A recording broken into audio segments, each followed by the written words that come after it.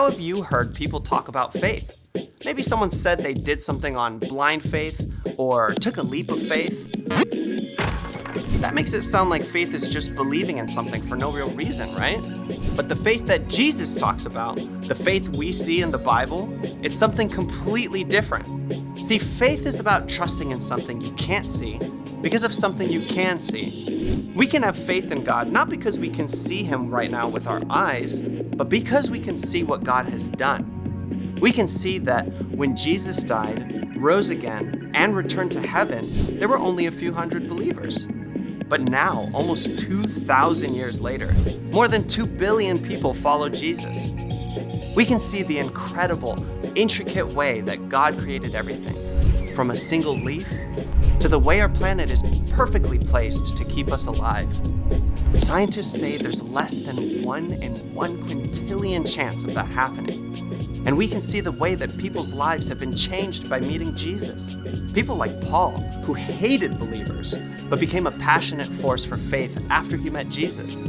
People like your family or friends, or even you. When God gives you peace on a tough test, or helps you be patient with your little sister. When you keep your eyes open, you can discover so many reasons for faith in God. And when you begin to trust in what you can't see, because of what you can see, God can work through you to change the world around you. That's why living out faith is an amazing way to worship God with your life. Because worship is about more than just singing loud. It's all about living loud.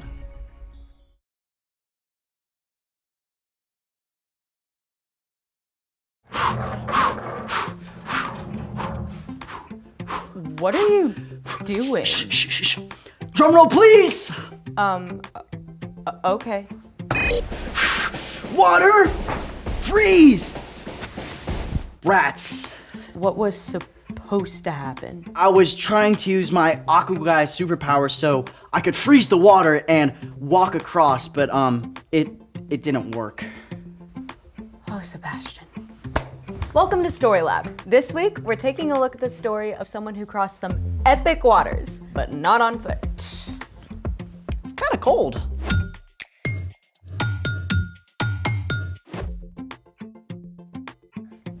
Hey,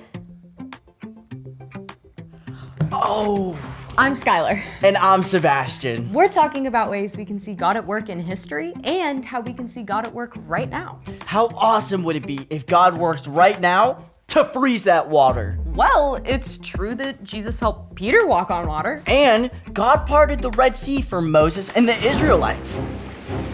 Plus, God made water pour from a rock in the desert.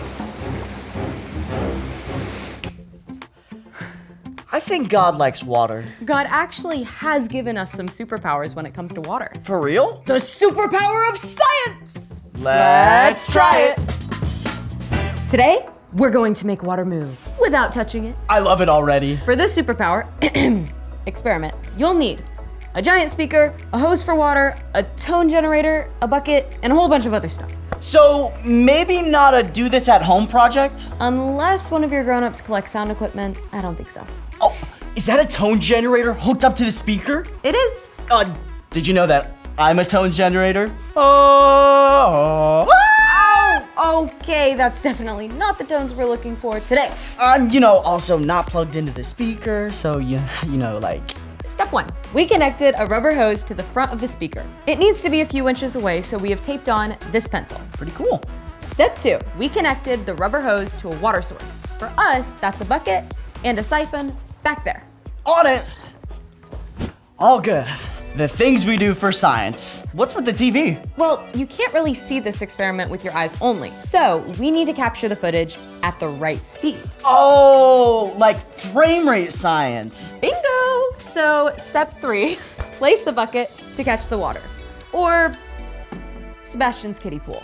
So, how is this water moving? Have a little faith, Sebastian. Water, please! I gotcha. And now, we start with 24 hertz. Whoa! You do have superpowers! The speaker generates waves, which causes the hose to vibrate at the same frequency. The vibrating hose alters the flow of the water, and the camera captures each frame so we can see what's happening. Wait, do you think we can make it go backwards? Sure. We'll just adjust the tone to 23 hertz. Whoa! Incredible. Wait, can we see what 25 hertz looks like? Go ahead.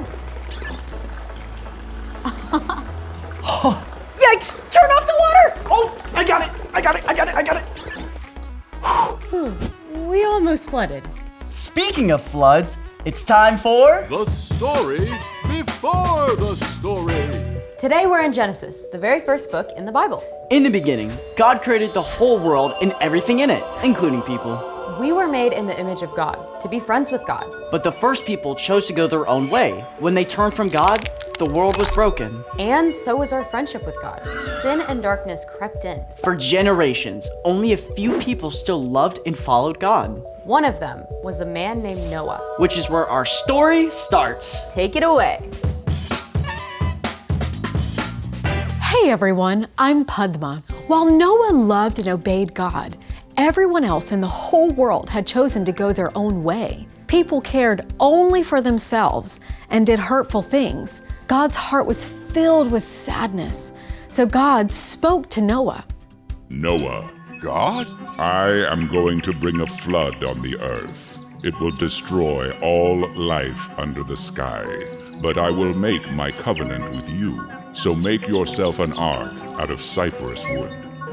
An ark is a boat, and the ark God wanted Noah to build was ginormous. The ark has to be 450 feet long. It has to be 75 feet wide and 45 feet high. Think about it this way. The ark was longer than 2 giant airplanes. That's big. Then God told Noah what would happen after the ark was finished. Bring a male and a female of every living thing into the ark. They will be kept alive with you. Take every kind of food that you will need. It will rain for 40 days and 40 nights. Noah got to work on the ark just as God had told him. It likely took Noah and his family decades to complete the ark by hand with no power tools or machines. But Noah was faithful to keep on going, even though he didn't understand exactly how it would all work out. When the ark was finally finished, God sent pairs of every animal on earth, along with 7 of some special animals. Noah entered the ark along with his wife and 3 sons and their wives and all those animals. Once they were all inside, God shut the door, and then that's when the rain came. It rained hard for 40 days and 40 nights. The floodwaters rose higher and higher until even the highest mountains on earth were covered. Everything on earth was gone. Only Noah's family and the animals were saved. And even after the rain stopped, the flood covered the earth for 150 days. 6 months with all those animals and people crammed together? Whew! Dinner, Noah. Eggs? Again? Who can even eat with the way this place smells? No showers, no fresh air, and definitely no video games. Talk about cabin fever. It took a long time for all those floodwaters to go down, but at last, on the 17th day of the 7th month, the ark came to rest on the mountains of Ararat. But Noah and his family had stayed in the ark several more months as the waters continued to dry up. At last, Noah sent out several birds to see if there was dry land. When the final bird, a dove, did not return, Noah knew there was dry land with growing plants.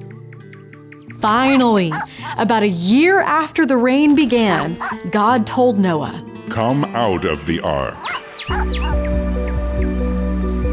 Animals and people together streamed out of the ark into the sunshine and fresh air. Noah was so thankful and relieved that he built an altar and made a sacrifice to honor God. Then God spoke to Noah again. I am now making my covenant with you and with all your children. A flood will never again destroy the earth. Here is the sign of the covenant. I have put my rainbow in the clouds. It will be the sign of the covenant between me and the earth. Through many long years of building the ark and through the epic flood, Noah chose to trust God, even when he didn't understand God's plan. And God fulfilled the promise to Noah, keeping him and his family safe through the flood. The end. I get cabin fever if I'm in my home for a whole day. And Noah's family was in that ark for more than a year. It must have been such a huge relief to actually get out into the fresh air on the dry ground again. So, what's our part in the story? Noah had been following God long enough to know that God is faithful. So, when God said, "Build an ark," Noah chose to trust and obey God. Noah had faith. Faith is trusting in something that you can't see because of what you can see. Noah had seen enough of God's work to trust God's promise. But we have even more to go on than Noah. We have all the stories in Scripture to see how God has been faithful to keep promises. To start with, God promised to never again flood the entire earth. You can remember this every time you see a rainbow. And God has promised to always be with us, even when we face big things that we don't understand. Like if you're super stressed about a project in school, you can trust that God will be with you every step of the way. Or your family just moved and you have to start at a new school and you don't know anyone. Even if you don't know why you had to leave your friends, you can trust God is always with you. And that God is still at work. Jesus himself had to trust God's plan to save the whole world, even when it was epic and difficult. Hey, that's another promise kept. God promised to rescue us. And then God sent Jesus so we can be with God forever. You've definitely got it. See you next time. So here's the thing. You can trust God even when you don't understand. Whether it's why you can't hang out with your friends this weekend, Or why your brand new baby sibling is taking all your parents' attention. or why you can't walk on water, no matter how hard you try. Yeah, but we still got water superpowers. Did you empty the pool? Yep, no flooding. Thanks for joining us in the Story Lab. See you next time. It's 56 hertz. Whoa. We're gonna try triangle. Whoa! That's awesome. I think I cracked it.